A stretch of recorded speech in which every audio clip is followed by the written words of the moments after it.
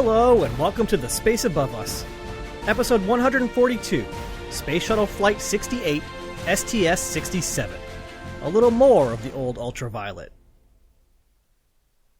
Last time, we channeled our inner Tom Stafford and brought Space Shuttle Discovery as close to docking with the Russian space station Mir as it was possible to get without actually doing it.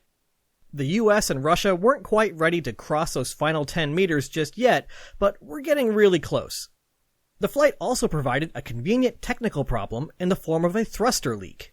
It wasn't mission-threatening, and it also wasn't trivial, serving as a great tutorial level for the two space agencies, which have gotten a little rusty at working together. Today's story will be focusing less on meters and more on light years, because today we're talking about Astro 2. If you're having trouble remembering Astro 1 off the top of your head, you can perhaps be forgiven, since it flew on STS-65 30 missions ago. If nothing else, the Astro payload would be notable since, in a rarity for NASA experiments, it isn't some tortured acronym like, Awesome Space Telescope Ready for Orbit. It's just Astro. But actually, there are plenty of other reasons why Astro 1 was notable. It was a groundbreaking experiment in the area of ultraviolet astronomy. Ultraviolet, of course, is a form of light that has a shorter wavelength than the visible light we all know and love.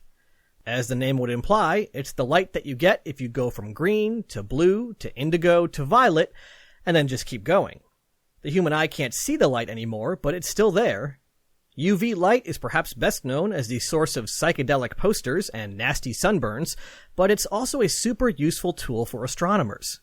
UV light is generated by high-energy events and can provide valuable clues into how stars are born and die, the nature of the early universe, and countless other things. The trouble is, most UV light is blocked by the Earth's atmosphere. This is great for you, me, and any other non-plant creature that enjoys staying alive, but it's a bummer if you're an astronomer who wants to collect that light to learn about the universe. It's for this reason that, other than a few precious minutes above the atmosphere on suborbital sounding rockets, Astro 1 was the first opportunity for the scientific community to really see what was going on in space in the ultraviolet spectrum. Which is pretty wild when you consider that it didn't fly until December of 1990. Just another reminder that we're still continuing to learn and discover new things about the universe all the time. Astro 1 was a huge win for astronomers, but the mission could have gone a little better. Plagued by technical problems, the crew and ground had to scramble to come up with clever workarounds and salvage what they could from the mission. For example, by the 5th day of the mission, both of the devices used to enter and display data for the payload computer had failed. They had apparently overheated after their vents were clogged with lint. Yet another way that spaceflight will not tolerate carelessness, incapacity, and neglect. Bet you didn't think that lint would be on the list of stuff that would get you. Thankfully for everyone, among the STS-35 crew were several professional astronomers, and with a lot of interaction with the ground and some manual pointing of the instruments, most of the mission's goals were able to be completed successfully. The unique data provided by these ultraviolet instruments only further increased the astronomy community's appetite for more. So here we are again, flying Astro 2. In order to gather as much data as possible and take advantage of their brief time on orbit, for STS-67, that brief time was going to be a little less brief than normal. Space Shuttle Endeavour would be carrying the Extended Duration Orbiter pallet at the back of its payload bay, containing several tons of additional hydrogen and oxygen. The hydrogen and oxygen provided additional reactants to Endeavour's fuel cells, which provided more electricity, which provided more time on orbit. In fact, they were going to go for the record. Since we'll have so much time on orbit to peer out into the payload bay, let's hold off on a detailed rundown of the Astro instruments until after MECO. But first, let's meet the crew. Commanding the mission was Steve Oswald, who we last saw flying as pilot on STS-56. Maybe Oswald just likes flying payloads that start with an A and end with a 2, since on that flight he helped usher Atlas 2 safely into orbit and back, and this time he'll be doing the same with Astro 2. Well, I guess we'll never know, because while he'll stick around as a manager, this is his third and final flight. Joining Oz up front would be today's pilot, Bill Gregory. William Gregory was born on May 14, 1957 in Lockport, New York. Gregory attended the U.S. Air Force Academy before picking up master's degrees in engineering from Columbia University and management from Troy State. For 5 years, he was an operational fighter pilot, soaring through the skies in an F-111 before moving on to the U.S. Air Force Test Pilot School. As a test pilot at Edwards, he flew the F-4, A-7D, and F-15, with over 40 different types of aircraft eventually finding their way into his flight log over the course of his career. After all that, it's no surprise that in 1990 he was selected as an astronaut. I've seen several sources note that he goes by the nickname Borneo, but I didn't see why that was his nickname, so I guess it'll just be a fun mystery, especially because just as we're getting to know Borneo, he's heading off, since this is his first and only flight. Someone who will be sticking around a little bit longer can be found sitting directly behind Gregory, Mission Specialist 1, John Grunsfeld. John Grunsfeld was born in Chicago, Illinois, which means he's probably one of the few people to move to the Boston area and think that the winters aren't so cold. That's because Grunsfeld headed east to attend the Massachusetts Institute of Technology, earning a bachelor's degree in physics. He then headed back to Chicago, picking up a master's and then a PhD in physics from the University of Chicago. Grunsfeld studied to become an astronomer, and become an astronomer he did. Among other things, he spent a year at the University of Tokyo as a visiting scientist, studied X-ray and gamma-ray astronomy, and probed binary pulsars using a variety of satellites and telescopes. Grunsfeld was selected as an astronaut in 1992, and this is his first of 5 flights, including 3 to the Hubble Space Telescope. Fun fact, Grunsfeld is the only person to have seen the Hubble up close in space 3 times. Sitting in the center seat was Mission Specialist 2, Wendy Lawrence. Wendy Lawrence was born on July 2, 1959 in Jacksonville, Florida. She attended the U.S. Naval Academy, picking up a bachelor's degree in ocean engineering, and a little bit later down the road would earn a master's in the same subject from MIT. In between, she became a naval aviator, specializing in helicopters. Over the course of her career, she logged over 1,500 hours flying 6 different types of helicopters, including more than 800 landings on ships. After 9 years of that, she returned to the U.S. Naval Academy as a physics instructor. She was selected as an astronaut in 1992, and this is her first of 4 flights. Oh, and 21 years after this mission, she had her picture taken with some space nerd who only 3 weeks earlier had started a spaceflight history podcast. Moving downstairs, we find Mission Specialist 3 and our second astronomer on this flight, Tammy Jernigan. We last saw Jernigan when she was flying on Space Shuttle Columbia for STS-62, which, among other things, deployed the Lagios 2 payload. This is her third of 5 flights. Believe it or not, we've still got 2 astronomers to go in the form of our 2 payload specialists. Payload Specialist 1 was Sam Durrance, who we know from STS-35, which makes sense since that flew the Astro 1 mission. This is Durrance's second and final flight. And last but certainly not least, and perhaps not a surprise, was Payload Specialist 2, Ron Parise. We last saw Parise flying alongside his payload specialist colleague Sam Durrance on STS-35. And just like Durrance, this is his second and final flight.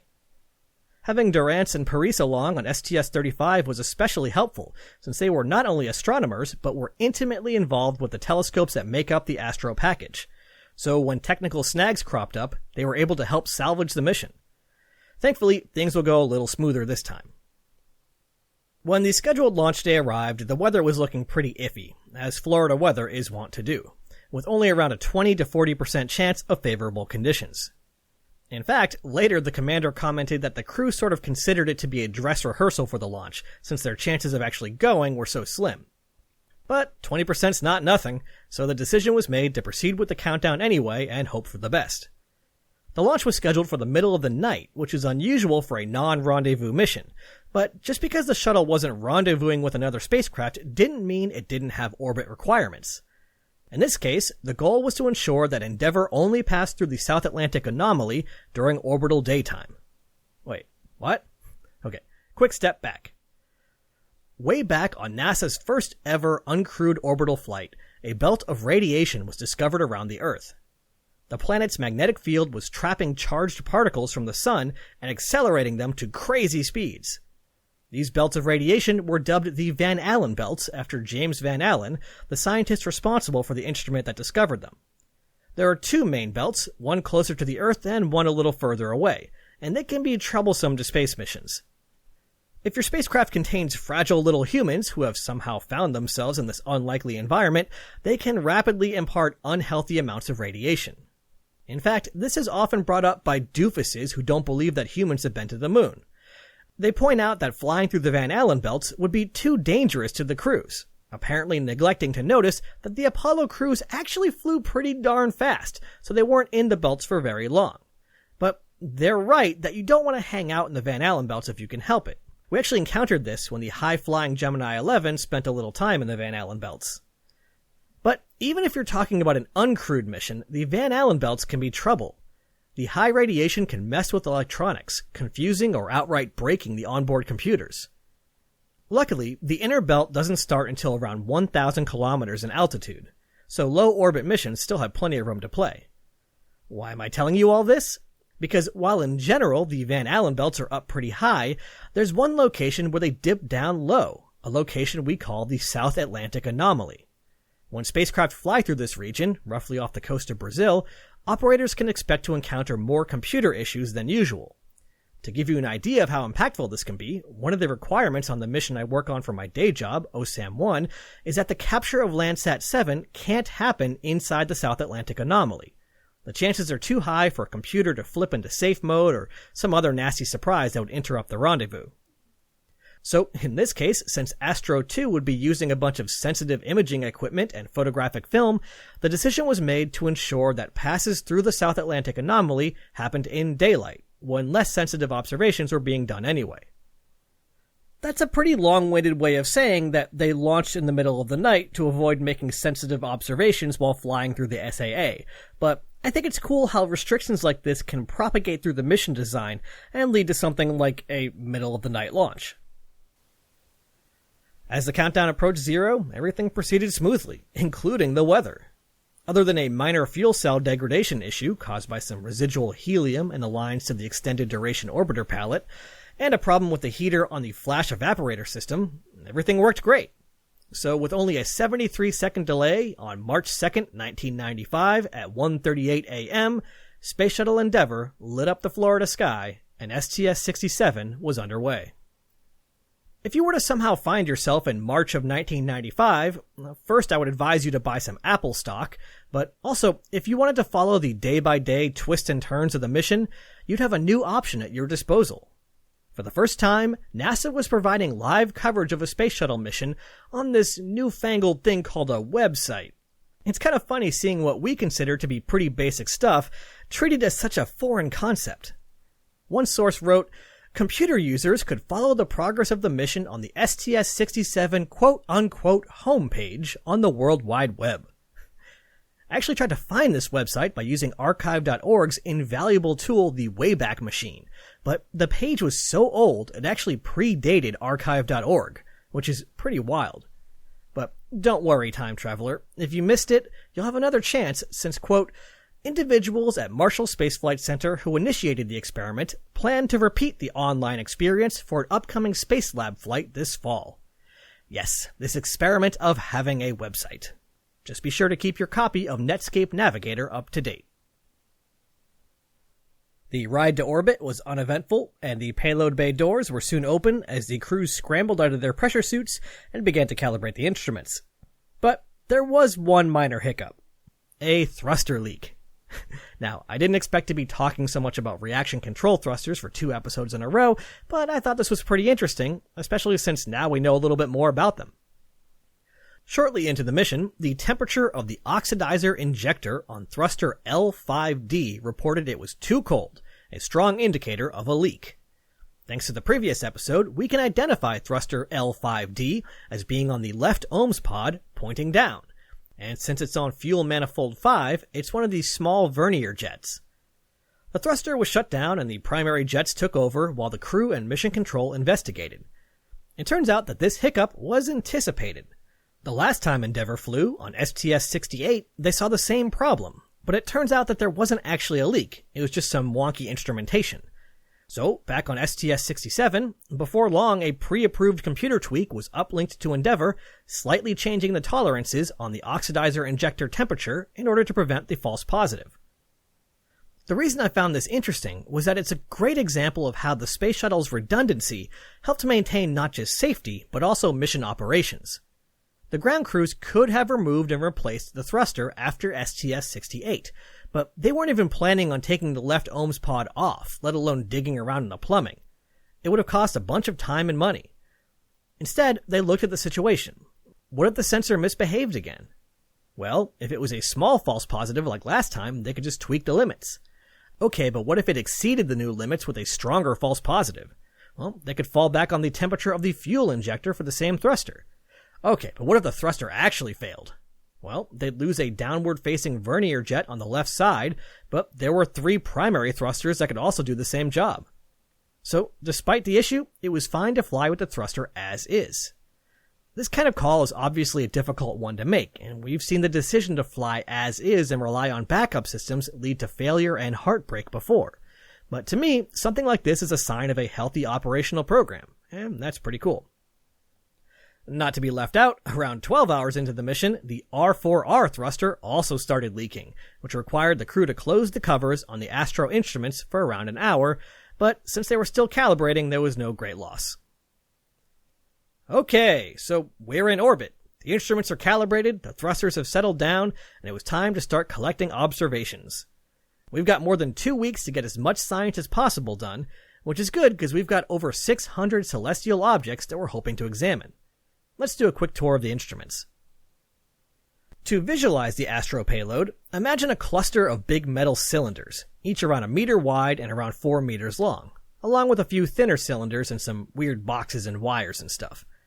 All of this was mounted on what looks like a fancy tripod, but what we recognize as the Instrument Pointing System, which we first saw fly on STS-51F, and which we're actually seeing for the third and final time right now. The Instrument Pointing System, or IPS, does what it says on the box, and allows the crew to point the instrument cluster at whatever astronomical object they're studying. It was necessary, since while the orbiter itself is able to provide some pretty tight attitude control, the IPS was able to build on that and provide a rock-solid foundation for these instruments. First, let's look at the Hopkins Ultraviolet Telescope, or HUT. Sporting some fancy improvements that increased its sensitivity 3-fold from last time, the Hopkins Ultraviolet Telescope would be doing a few different things, but its primary goal on this flight was to look for intergalactic helium, which isn't just a great potential band name. The thought was that as part of the birth of the universe, shortly after the Big Bang, some helium was created and was spread all around and might just be hanging out in the vast spaces between the galaxies. So finding this helium would help refine our understanding of the early universe. But you can't just see the helium, so scientists were going to have to get a little clever. Instead of looking for the helium directly, they were going to use HUT to look at certain quasars, high-energy objects that put out a lot of high-energy light. This light would have traveled for billions of light years across the intergalactic void, and if along the way it encountered any helium, the light would have been subtly changed. By analyzing the wavelengths of light received and creating a spectrogram, scientists were able to detect those changes and infer the presence of helium, if it was there. The same spectral analysis could be used to determine what elements are present in objects from billions of light years away, just by their light alone. If you're waiting for me to tell you if they found helium or not, this is the part where I remind you that these scientific studies typically don't come out for a few years and usually are not in my giant pile of NASA documents, so I don't actually know. So I'm just going to move on before drawing even more attention to that anticlimactic conclusion. Alongside the Hopkins Ultraviolet Telescope was the Wisconsin Ultraviolet Photopolarimeter Experiment, which has the delightful acronym WHOOPI. WHOOPI would also be using spectrometry to analyze distant objects, but it could also take advantage of another property of light, its polarization. Light is made up of 2 parts, an electric field and a magnetic field, with both fields perpendicular to each other. The fields continuously cancel each other out and build themselves back up, propagating through space, and that's how light moves. Since the fields are always perpendicular to each other, they have a defined orientation. Let's say you're looking right at the beam of light as it arrives. Is the electrical field horizontal and the magnetic field vertical? Or maybe the electric field is vertical and the magnetic field is horizontal. Or maybe they're both tilted part way. What we're describing is the polarization of the light. Typically, light comes in just a random assortment of polarizations all over the place. But certain interactions can cause that polarization to become less random and orient the photons to the same polarization. So by carefully measuring the polarization of light from distant objects, we can learn about stuff we can't see, such as magnetic fields and interstellar dust. So suddenly we can detect super powerful magnetic fields around rapidly spinning dead stars, or judge the density of dust clouds between the stars. It's pretty slick. Maybe this is obvious, but I love how scientists can take something like the orientation of light waves, think about it for a while, perform a couple of measurements, and then be able to tell us, oh, that thing all the way across the galaxy? Yeah, here's how strong its magnetic field is. It's just amazing. And the last instrument we'll talk about today is the Ultraviolet Imaging Telescope. This telescope would be taking photos that were each big enough to include enough of the sky that the moon would fit nicely in the center without too much extra space around it. That's actually pretty wide for a telescope, which typically focus in on a smaller angular area. For example, WIFPIC, the Hubble Space Telescope's wide-field planetary camera, covered an area 250 times smaller. But the Ultraviolet Imaging Telescope wouldn't just be taking big photos, it'd also be taking long photos, with exposures lasting up to 30 minutes. By taking such long exposures on sensitive film, it was possible to observe stars that were 100 million times fainter than the faintest star that you can see on Earth with the naked eye. But geez, a 30-minute exposure? If there's one thing we've learned from all of these self-analysis experiments that look at the environment on and around the orbiter, it's that the orbiter is a pretty noisy vehicle. You've got thrusters firing, crew members bouncing around, fuel cells churning, the waste collection system flushing. It's a lot of stuff that can disturb a 30-minute long photo. So, in addition to the already super stable instrument pointing system, the Ultraviolet Imaging Telescope took advantage of a clever mechanism that utilized accelerometers and computer-controlled mirrors to make a hyper-stable platform for long exposure photography. Once they got back to Earth, the film would be developed and scanned into images that were 2048 pixels on each side, and we're still far enough back in the 1990s that the NASA press kit felt the need to explain what pixels are. Throughout the lengthy flight, the schedule was broken up into blocks that were 2 revolutions long, just over 3 hours. Most of the time, one instrument would take priority on one target, and typically the other instruments would also look at the same thing, putting their particular strengths to use, but it was also possible to study nearby celestial objects. As you might expect from a flight like this, the crew was broken up into 2 shifts, with the red shift consisting of Commander Steve Oswald, pilot Bill Gregory, mission specialist John Grunsfeld, and payload specialist Ron Parise.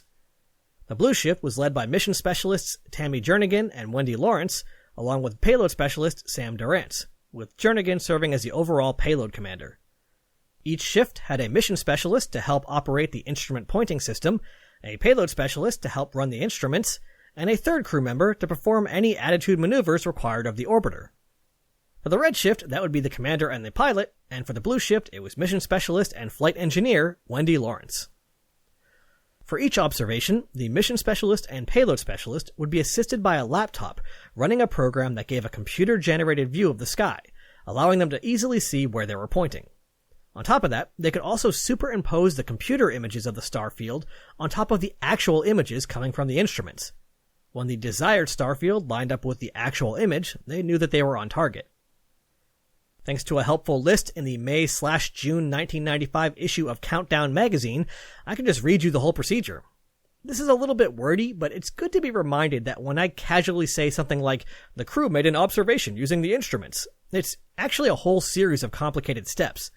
And in fact, these steps from Countdown are themselves glossing over a lot of details. Also, just a reminder, MS is mission specialist and PS is payload specialist. Here we go. Crew reviews and, if necessary, modifies pre-launch observation parameters. MS inputs right ascension and declination, target coordinates, into IPS via DDU. PS commands instruments to safe configuration for maneuver to target. Endeavor is maneuvered to observation attitude. MS moves IPS so that observation target is in HUT and WPI fields of view. PS turns instrument on and identifies star field from star tracker television image. MS or PS adjusts IPS to place target in the HUT aperture. PS initiates WPI data acquisition and UIT and WFS exposure sequences. PS or MS monitors IPS pointing in HUT and WPI acquisition cameras. PS evaluates spectrum of object to verify that it has the expected shape and that there is sufficient exposure time. Crew reviews the next target in the mission plan. So, yeah, just a little complicated. Tammy Jernigan later told the Smithsonian, quote, "On STS-67, we got into a rhythm of astronomical observations, and there was a lot of time when the cockpit was darkened. We were running a 24-hour observatory. You would monitor observation of an object for maybe 20 minutes before you had to regroup, repoint the instrument pointing system, and set up the instruments again. So there were whole blocks of time where you could just look out and reflect, talk to the other crew members who are awake on your shift, and really have a sense of what a beautiful universe we inhabit." Unquote. I believe one reason for the 3-hour schedule blocks was that it made it easier to adjust the schedule on the fly in response to technical issues or to unexpected opportunities. For example, on a few flights now, we've seen a volcano erupt on the Earth, providing the crew with a nice science-rich target to point their instruments towards. Well, on flight day 3, the same thing happened, but a little bit further away from home. NASA's Infrared Telescope facility in Hawaii noticed that Io, the closest of Jupiter's Galilean moons, was erupting. Io was so close to Jupiter that the tidal forces from the planet literally squeezed the moon, flexing it and prompting frequent volcanic activity. But with Astro on orbit, it was a great opportunity to measure it with ultraviolet instrumentation. One source mentioned that the idea here was to measure Io during and after the eruption to see if maybe the frequent volcanic activity contributed to an atmosphere around the moon. Io's volcanic activity is pretty cool. It's too bad that it looks like Dijon mustard that's been left on a plate in the sun for a few weeks. That's right, I'm calling Io out as the ugliest moon. That's an official The Space Above Us stance. Io was not the only unexpected target either. Only a week before the launch, a binary star system that was thought to be pretty stable suddenly got 1,000 times brighter. The thought was that the two-star pair was made up of a typical star and a super-dense white dwarf. The sudden increase in brightness could be the white dwarf pulling blobs of gas off of the normal star and gobbling them up. Another great high-energy event for Astro to observe. Plus, the sudden brightness illuminated the entire area around the star more than usual, potentially revealing dust and other stuff that's normally tricky to see. The second flight of the Astro package of instruments was a huge success for the astronomy community, but it turns out there was one more ultraviolet telescope aboard Endeavour, and its name was Endeavour. This is actually just a weird coincidence, but yes, we have the Endeavour telescope flying on the Endeavour orbiter, both named after the same ship used by Captain James Cook to explore the Pacific Ocean. The telescope was actually a pretty big deal in Australia, since it was their biggest space project in something like 20 years. Taking the form of 2 getaway special canisters, the telescope took up one canister, with data cables leading to a second canister that contained the control equipment. If I'm understanding the mechanism correctly, the telescope was actually sort of 2 telescopes, one with a wide spectral range, and one that was more tightly focused on one specific part of the UV spectrum. By subtracting the wide image from the tight image, a cleaner UV measurement could be obtained. Endeavour could only look where Endeavour was pointed, which is a confusing sentence, but I'm rolling with it. The telescope quietly did its thing in the back of the payload bay throughout the entire mission and was a complete success, so good job, Australia. Not every experiment on STS-67 was related to astronomy. We have the usual suite of protein crystal experiments and stuff like testing the astronauts' vision in microgravity, and there was also a pretty neat experiment called the Mid-Deck Active Control Experiment, or MACE. This was a weird, gangly-looking experiment that was seeking to investigate control methods for, well, weird, gangly-looking things. The question was, if you had a space station with long, flexible appendages, could you prevent movement and vibration in one part from disrupting the entire structure? Could you control it without building up a resonance and making the whole thing start flapping around and breaking? And that's what MACE was going to try to answer. The apparatus was just under 2 meters long and was covered in weird little modules containing reaction control wheels and actuators.